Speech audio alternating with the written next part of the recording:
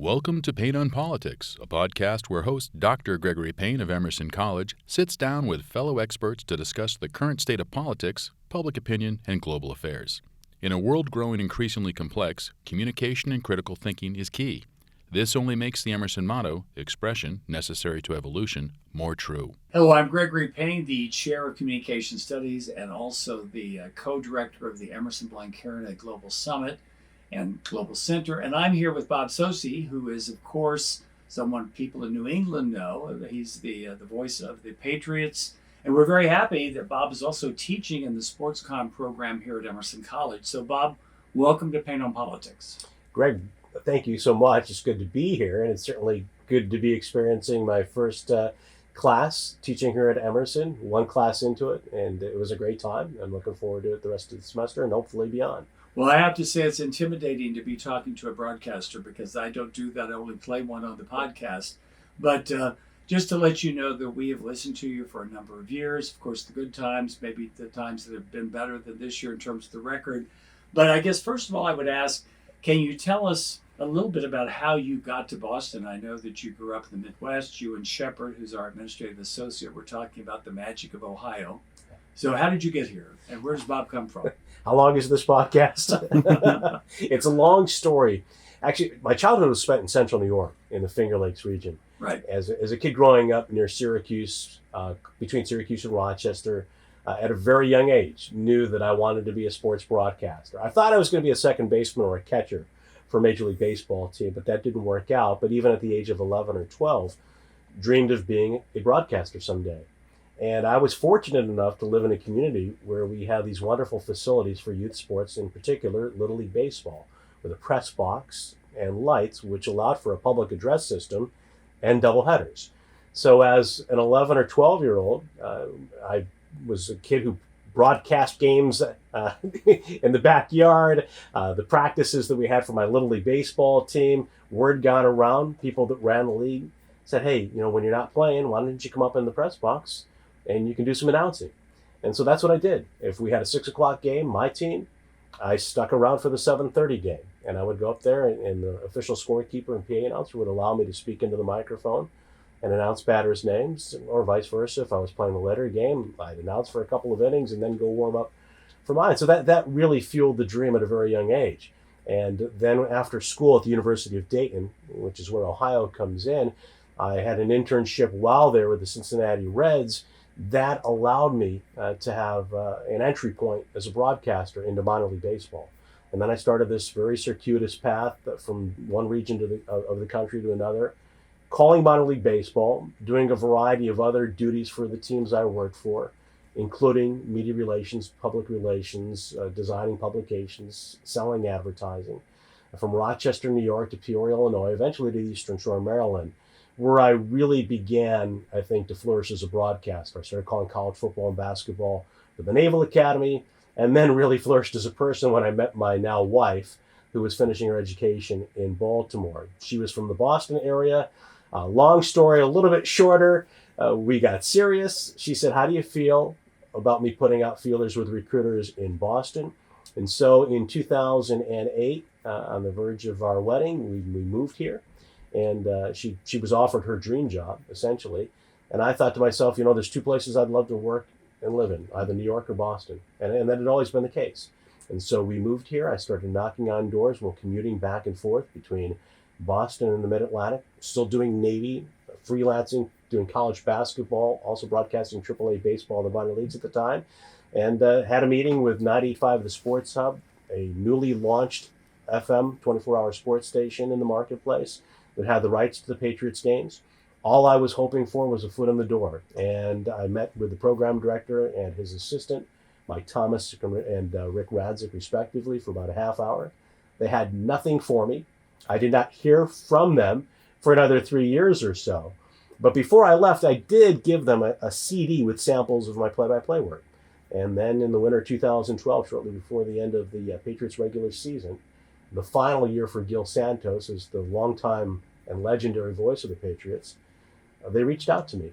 Rick Radzik listened to that CD, liked my work from 3 years earlier, and remembered me, and they wanted to hear more.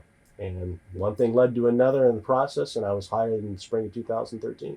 I mean, that's an incredible story. I think, again, the odyssey from, being a Dayton Flyer, getting out to Peoria. Where were you and what were you doing in Peoria? I grew up and went to the University of Illinois in Urbana-Champaign, so I used to get to Peoria often.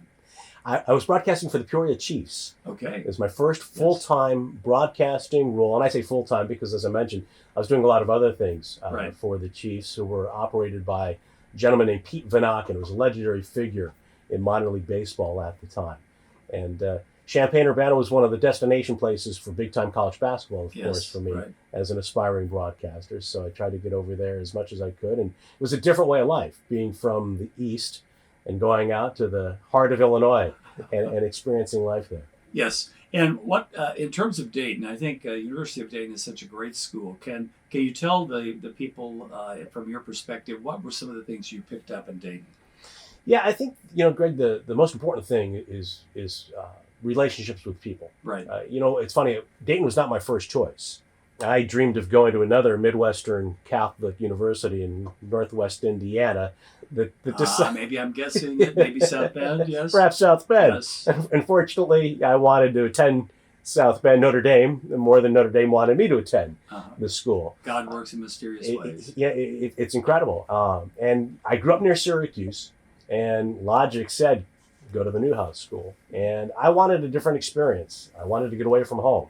And after a visit to Syracuse, I'd been accepted.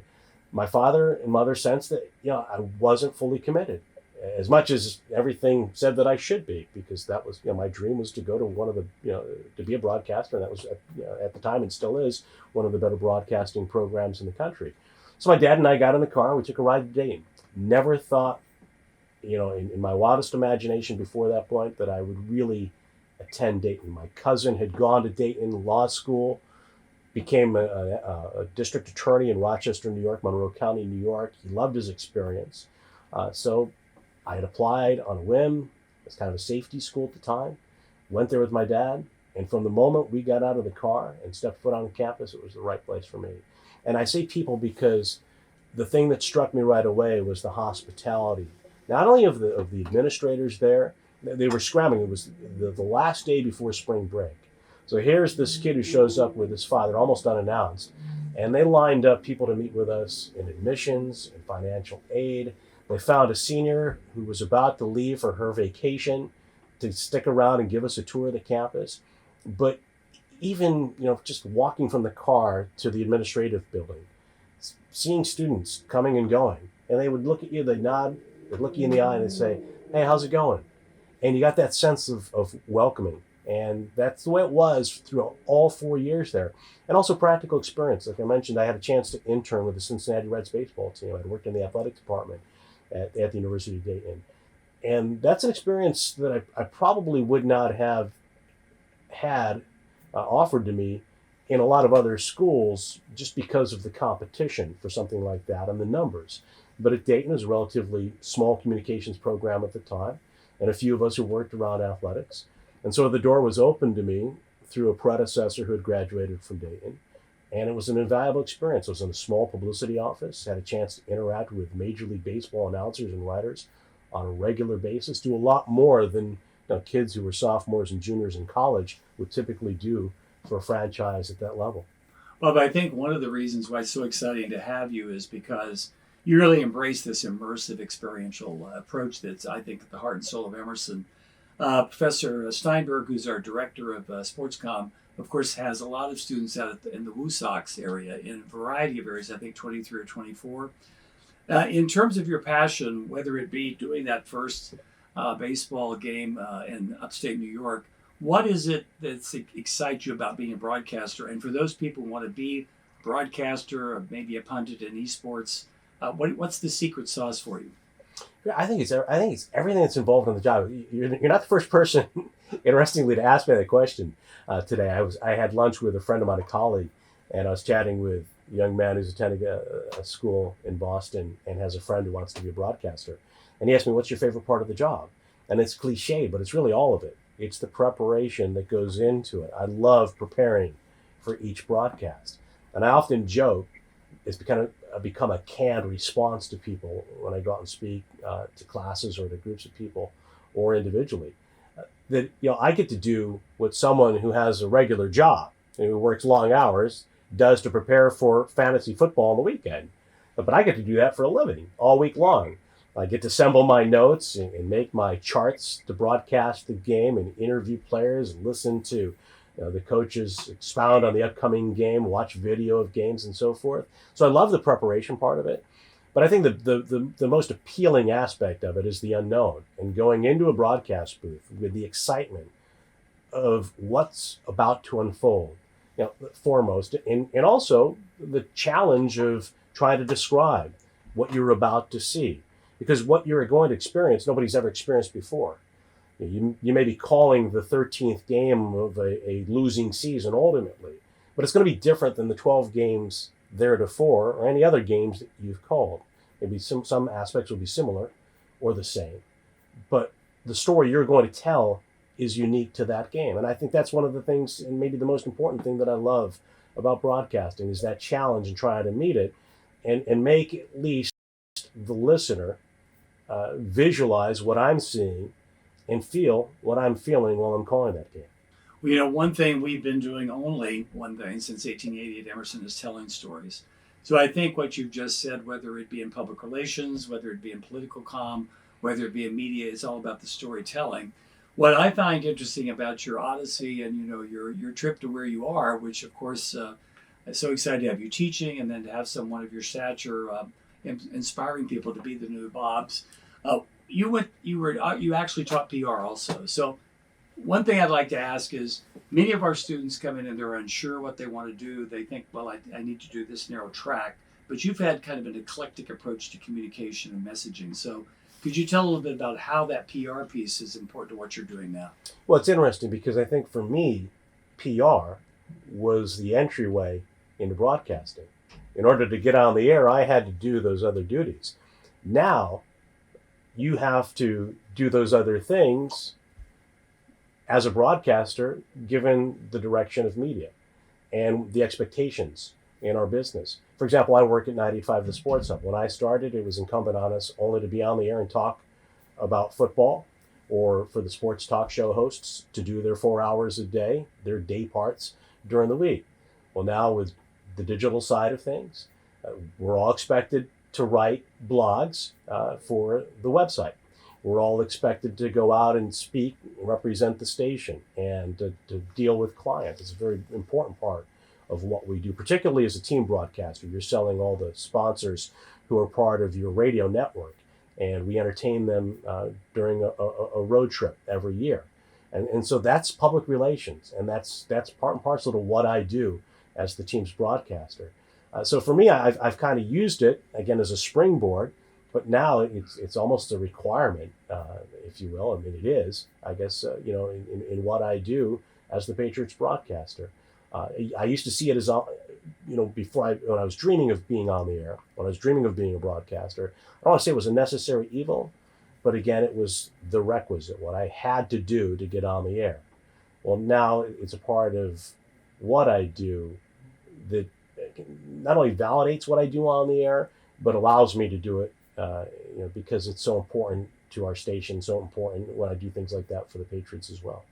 Well, I think, as I said, your ethos, and I think it comes from your specialty in communication. One thing you and I talked about, Bob, was the importance of sports as a bridge. That I think, whether it be Robert Kraft, Charles Steinberg, a variety of people, the Olympics has always been one where we keep politics and religion aside, but not really, I guess. But we build bridges.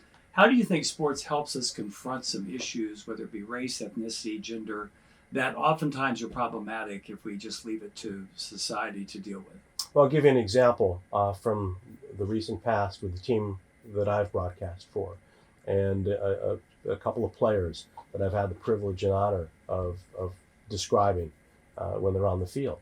And that's several of the Patriots: Devin McCourty, Matthew Slater, most notably among them, but also when Jason McCourty was a teammate of theirs. And Deron Harmon would be a fourth. They were all part of the Players Coalition. And they came to Beacon Hill with the guidance of the Crafts and lobbied on behalf of inner city communities for better funding for special education resources and things of that nature, to change the formula of the way resources in education in the state are allocated. And they also became very involved, especially Devin and Matthew, in social and criminal justice reform. And the Patriots have certainly been by their side and as well have helped to guide them along the way, whether on the editorial page of the Boston Globe or, as I mentioned, at Beacon Hill, or presiding over a debate, a Q&A session with district attorney candidates in Suffolk County. And through Devin and Matthew and their teammates using their voices on behalf of those who really don't have a voice, who don't have that platform, they educated me. I didn't realize, for example, that a 12-year-old could be tried in the criminal justice system the way an 18-year-old would. And I've talked to them in the past. And so I think there's an example where these athletes, given their platform, have used their voices in a very constructive way, and they've raised issues. Whether you agree with them or not, at least it's caused, I think, there to be a dialogue and there to be consideration of things that most of us, never thought of as being relevant issues, because it just doesn't enter our worlds. But they've brought it to the forefront, or at least when given the chance, did so, and they've actually made significant progress in that respect. And I would also say, the Patriots, not to dive too deeply into politics, it was, to my knowledge, in recollection, the first sports organization to advocate on behalf of same-sex marriage. For example, they signed the amicus brief when the Supreme Court presided over the question of same-sex marriage. And there's an example, again, of an organization that was out front. But I think more than that, Greg, whatever side of an issue you're on, when you go to the stadium and you follow your team, and you go to the sports bar and you watch in that community, nobody cares about what your stance is on taxes or any other issue of politics and government policy. You're all in it together. You're all there rooting for the same thing. If you're a Patriots fan, you want to see your team win. And you can identify and connect with people who otherwise, may have entirely different jobs, may have entirely different living circumstances, and may have entirely different points of view than you. You might be drawn to this disparate sources of information online, on television, on the radio, but when the Patriots are playing, you're all there, in the same place, for those 3 hours, pulling for the same thing. Well, that's exciting. I think Dr. Charles talks a lot about fandom, and I know with esports, it's very similar to a different type of genre and people. One thing I was going to mention, of course, we have other people that are continuing to broadcast. Wayne Larrabee, of course, with the Green Bay Packers. Tim Neverett, who's an alum, of course, with the Red Sox, now with the Dodgers. We'd love to get all you together, because I think the students have said, can we just sort of pick their brains? One thing I wanted to ask you is, it came to my attention that you were interested in teaching. And we chatted, and of course, as soon as we worked it out, I said, this is going to be great. Now, when you come into the classroom, what are some things that you find interesting? You've had only one week, one class, but what have you noticed about students, and what do you hope to give them? You teaming up with Kevin McCurry, who is one of our alums who runs a boutique PR firm in New York called Profeta. What are you and Kevin planning on giving in terms of the sports PR class this semester? Well, I think from Kevin's standpoint, he brings true public relations experience from the big city point of view, if you will, having run a firm in New York, having worked for one of the larger agencies in the country, Edelman, has the perspective of an Emerson grad. He's been literally in those seats that those students are occupying. So he brings a lot of things that I don't and I can't. What we'll try to bring to those students is the practical perspective of someone who's on the other side of public relations, who's on the receiving end of that pitch, who's covering teams, who has had experience delivering the public relations message, whether with the Cincinnati Reds as an intern or in the sports information departments at Dayton or the University of North Carolina where I was an intern. But for me today, my best, I think, qualities in that classroom is to present to them, here's what I've experienced during the course of my career in terms of what works in public relations, because I've covered the Patriots through Deflategate. I've covered the Patriots through the best of times as well. 4 Super Bowls, 3 championships. The number of issues that come up on a regular basis. I mean, there's never a dull moment down there. There's always a controversy, it seems, or a major event in the most positive of ways. And what I want to try to bring to them is an understanding of how things have changed during my 10 years with the Pats, for example, how social media has entered into prominence, in how the Patriots have changed with the times and been out front in a lot of ways. I can talk to them, for example, just in the last couple of weeks about things the team has done in public relations steps to, I think, connect with their fans and show them, we feel your pain from a non-Super Bowl, non-playoff season, an 8-9 season. We are making changes. We want to let you know we're on it. I participate in forums with season ticket holders, and it's an opportunity for Foxborough residents in particular to come together with staff, hear from them about issues that are really relevant in their daily lives, like parking and construction projects around Gillette Stadium, and also the fan experience when they go into that stadium. They can air their grievances, they can ask their questions, they can make their comments, and there's give and take. And to me, that's a huge opportunity for the team to generate goodwill, even sometimes when there's harsh criticism, and make that connection as part of public relations. The statements the team released shortly after the season ended regarding, hey, we're going to do a critical evaluation of every phase of our football operations, and we're going to make changes to make sure that we don't have a season like this in 2023.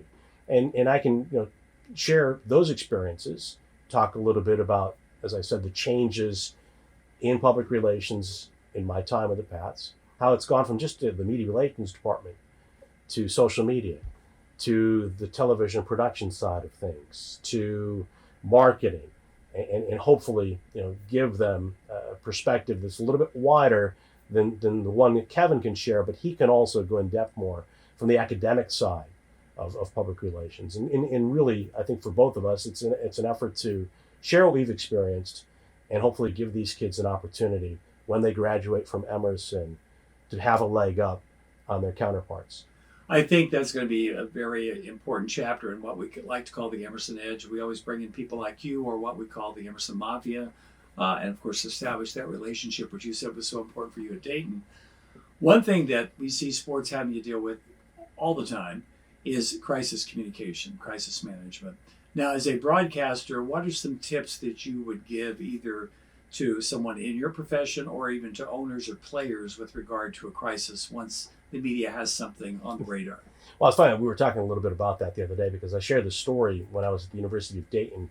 And going back to those years pre-internet, I was a student prior to spring break, and the Dayton Daily News was about to break a story on Pete Rose being called into Commissioner A. Bartlett Giamatti's office before the investigation into his gambling habits and one of the worst scandals in baseball history unfolded. And I got a call from my boss awakening me in the morning. Hey, go get a copy of the Dayton Daily News, bring it back and call me. I need you to read me the story. Again, pre-internet. And so I've been in that situation for a month before graduation, seeing how that unfolded. And then, as I mentioned earlier, with other things with the Patriots, including Deflategate, the first summer that I was hired was the summer that Aaron Hernandez was arrested, of course. Terrible tragedy. Yeah, absolutely. And then there are always little brush fires that pop up in a season in the NFL, whether for the Pats or for other teams. And so I think the biggest thing for me, where I sit, is that you have to manage those crises. You're not going to. I think the lesson is there in all respect. I think you have to have integrity. I think you have to be consistent in terms of how you deal with the media. It's not an adversarial relationship. I think when you are in a position of being a PR representative, now there are times where you're going to have to deal with these crises, and the reporting will not be flattering, and the reporting may unearth some things that you don't want discovered or discussed in a way that isn't good for your brand. I mean, sports talk radio here. I work for a station where it's not always the most favorable messaging and narrative that's being broadcast 24 hours a day, 5 days a week, from Monday through Friday. But what I admire about people that I think are the pros, the ones who really do it well, is that they're very consistent, and I do think that you limit the damage done, or at least you can't control it, but I think that you can limit the collateral damage that can be done to your brand if you're. I really believe this. If you're honest, if you're ethical, if you allow your professionalism to take precedence over all else. That means you may have to be as cordial to a reporter who's there, who's going to say some things that are going to be very critical of your team, of your brand, as you do with the reporter who covers you on a daily basis, is going to be very complimentary. And I think that's the thing for me. It's an integrity, it's consistency, it's an understanding that reporters are going to do their job. And in the case of the sports world, oftentimes the people that cover you on a regular basis aren't the ones who are assigned when a big story breaks that's outside the sports realm or transcends sports. You can always tell the days in Foxborough when there's a non-sports story that's topic A. You'll see Jonathan Hall, Dan Housley from one of the local TV stations down there to ask questions. You might see a correspondent from CNN, Jason Carroll, who was there a couple of years ago, or Peter Alexander from NBC News, who was there in the wake of the Deflategate news. So to me, I think it goes back to, again, I think the principles that you rely on, whatever your role in the communications in the media world, and that's ethics and integrity. Good. Okay, well, you have been very, very good, I think, in terms of providing, I think, for those students who are taking your class, fortunate enough to have you and Kevin, but I think also other students who are listening to this, and all the others who I think are probably just appreciating what you do. One thing I would ask you, Bob, in closing, you're very passionate about what you do. I listen to you, and it's very clear you love it. I think people can hear this podcast and know that. What do you do for entertainment, you and your family, just to get away from it for a while so you can get energized and get back in there? Yeah, hopefully I don't live a one-track life. I'm lucky enough that I have a wonderful wife who's a lot smarter than I am. Who brought you here with the dream job, and then you got your dream job. I'm here literally thanks to my wife. Yes. And trust your wife. Okay? Yeah. my happy wife has led to my happy life in more ways than one. I don't say that That's a bumper sticker right there. I believe so. Yeah. But yeah, I've been Greg. I think family time is extremely valuable for us, and I'm lucky because working in the NFL, it affords you a quality of life that someone like Tim, for example, calling baseball every day. You mentioned Tim Neverett a bit earlier, or my counterparts who do the Celtics and the Bruins. That's a grind. That's every day. Sometimes in multi-cities in a week when you travel. In the NFL, you're home for dinner every night, except for the days you're away. And the days you're away are very limited. If it's a Sunday game, typically you travel on Saturday, you charter with the team, so you're back, not too far, away, not too long after the game ends. Especially if you play in the Eastern Time Zone, a 1 o'clock game in Buffalo allows you to be home by 8-9 o'clock that night on a Sunday. So I really am afforded a very good quality of life in what I do. And we try to take advantage of that with a lot of outdoor activities. I've become interested in a lot of things that, because of my wife and my kids, that I never really thought that I would be. And it's a wide range of things. It's everything from music to entertainment. My daughter is in dancing. My son is really into music. So we definitely try to enjoy all different worlds in the cultural art, culture and arts, and with my wife as well. It's kind of a family experience. Well, it sounds like you epitomize the Greek ideal of being a speaker of words and a doer of deeds and enjoyment in terms of life. One thing I guess I would say to those people listening, especially Emersonians, remember what Bob said. He came here because a young woman told him this is the dream job for her. He had something that he left. You had your demo tape. You gave it to someone. Didn't pan out for a while. 3 years, you said? 2 to 3 years? but you presented it to them. And I think the bottom line, it seems like, is hashtag patience, that you will get rewarded in terms of what you want to do. Yeah, Greg, and I also think you have to have a desire, willingness to accept constructive criticism along the way. And that's one thing I stress to young people as well. In my case, I listened to mentors, and I sought mentors, people that I respected and admired. And I'll give you a perfect example of one at a very early age, before I ever called a football game myself, and that's Emerson grad Wayne Larrabee. I was at a game in. It's interesting. I did not know you knew Wayne. Yeah, Wayne is the very best at what I do as a radio football broadcaster for the longtime voice of the Packers, previously the Bears. And Wayne invited me into his booth one time when he was calling Chicago Bears games, and I sat in the back of his booth with a headset on, listened to him mesmerized, and watched him work and took notes. I still have the notes that I took that day. This is years ago, in a notebook at home. And that notebook was subsequently filled with notes and comments from other broadcasters that I encountered, their advice, and then their constructive critiques of my work. And so very accepting of that, to go along with the patience and a desire to improve the craft. And I think that's what got me from where I was dreaming of being a broadcaster to this office today. Well, I think what's exciting, again, we oftentimes say Emerson is a small school, but with a big reach. As I said, I did not know that you knew Wayne.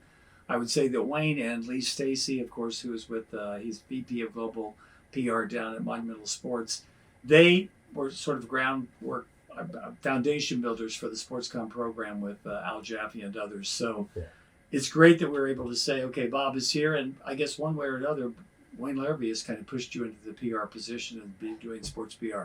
Welcome to Emerson. We look forward to having you back again, and good luck in the classroom. Great. Thanks so much. All right, here with Bob, the voice of the Patriots and Pain on Politics from snowy Boston. Take care.